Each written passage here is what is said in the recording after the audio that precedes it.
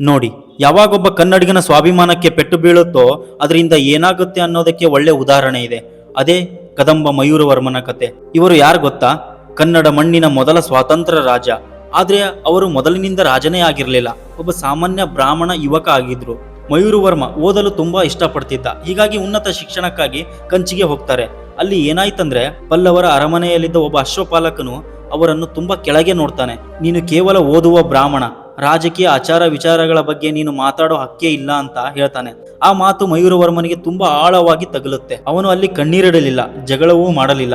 ಆದ್ರೆ ಒಳಗೆ ಒಂದೇ ನಿರ್ಧಾರ ತೆಗೆದುಕೊಳ್ತಾನೆ, ಇನ್ನು ಮುಂದೆ ನಾನು ನನ್ನ ಗೌರವಕ್ಕಾಗಿ ಹೋರಾಡ್ತೀನಿ ಅಂತ. ಅವನು ತನ್ನ ಜನಿವಾರವನ್ನು ಬದಿಗಿಟ್ಟು ಕತ್ತಿ ಹಿಡಿತಾನೆ, ತನ್ನ ಜೀವನದ ದಿಕ್ಕನ್ನೇ ಬದಲಿಸ್ತಾನೆ. ಅಲ್ಲಿಂದ ಮಯೂರವರ್ಮ ಶ್ರೀಶೈಲದ ಕಾಡುಗಳಿಗೆ ಹೋಗ್ತಾನೆ. ಅಲ್ಲಿ ಬುಡಕಟ್ಟು ಜನರನ್ನು ಸೇರಿಸ್ತಾನೆ. ಪಲ್ಲವರ ವಿರುದ್ಧ ಸಣ್ಣ ಸಣ್ಣ ಹೋರಾಟ ಶುರು ಮಾಡ್ತಾನೆ. ಸೋಲುಗಳು ಬರುತ್ತೆ, ತಿನ್ನೋಕೆ ಆಹಾರ ಕೂಡ ಇರಲಿಲ್ಲ. ಕಾಡಲ್ಲೇ ದಿನ ಕಳೆಯುತ್ತಾನೆ. ಆದ್ರೆ ಅವನು ಬಿಡಲಿಲ್ಲ. ಹಂತ ಹಂತವಾಗಿ ಪಲ್ಲವರ ಶಕ್ತಿಯನ್ನು ಕಡಿಮೆ ಮಾಡ್ತಾ ಹೋಗ್ತಾನೆ. ಕೊನೆಗೆ ಬನವಾಸಿಯನ್ನು ಕೇಂದ್ರವಾಗಿ ಮಾಡಿಕೊಂಡು ಕದಂಬ ಸಾಮ್ರಾಜ್ಯ ಅಲ್ಲೇ ಸ್ಥಾಪಿಸ್ತಾನೆ. ಇದು ಕೇವಲ ಒಂದು ರಾಜ್ಯ ಅಲ್ಲ, ಕನ್ನಡಿಗರಿಗೆ ಸ್ವಂತ ಅಸ್ತಿತ್ವ ಸಿಕ್ಕ ಕ್ಷಣ.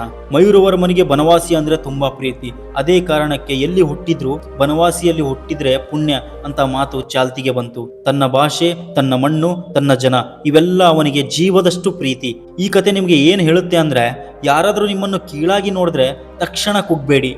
ಆ ಅವಮಾನವನ್ನೇ ನಿಮ್ಮ ಶಕ್ತಿಯಾಗಿಸ್ಕೊಳ್ಳಿ. ಕನ್ನಡಿಗರ ಮೊದಲ ದೊರೆ ಮಯೂರವರ್ಮನ ಕತೆ ನಿಮಗೆ ಹೇಗೆನಿಸ್ತು ಅಂತ ಕಮೆಂಟ್ನಲ್ಲಿ ಹೇಳಿ.